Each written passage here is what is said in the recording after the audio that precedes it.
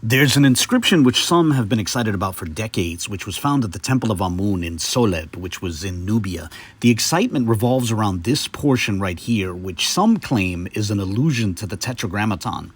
As you can see, a portion is damaged, so what precise hieroglyphics appear there is open to speculation and interpretation.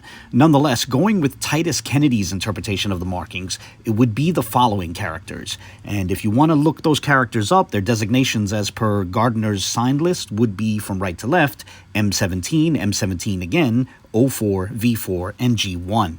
Now, each of those characters can represent a phoneme, so if we were to transcribe them into the corresponding Hebrew characters, we would get 𝓿𝑍𝑇𝑗 Aleph.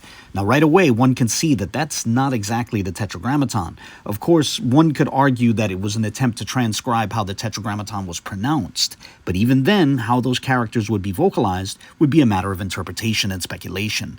Worthy of note, while the fourth character can represent a W phoneme, it was also employed to convey the O sound in Ptolemy and Cleopatra, and that precise character was directly relevant to deciphering the Rosetta Stone.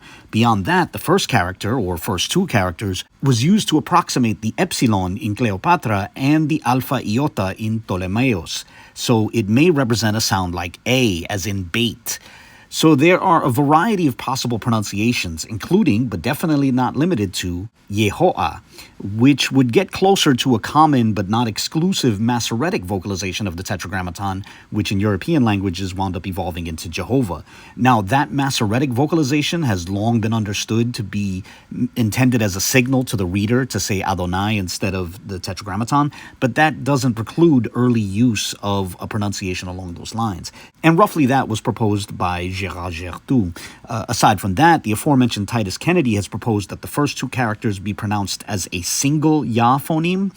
With that in mind, and noting that it's not outside the realm of possibility that there were occasions in which the last character was pronounced along the lines of A, this could be thought of as an approximating Yahweh, which would get pretty close to Yahweh. Certain Hebrew Israelites who are into Lashon Kodash have been excited about the possibility that it could be pronounced Yahweh, but if they want to insist on slapping an A-class vowel on each phoneme, the five-syllable Yahweh could also be possible. In short, it's not clear that this is even referring to the Tetragrammaton at all, but if it is, the precise vocalization is a matter of speculation.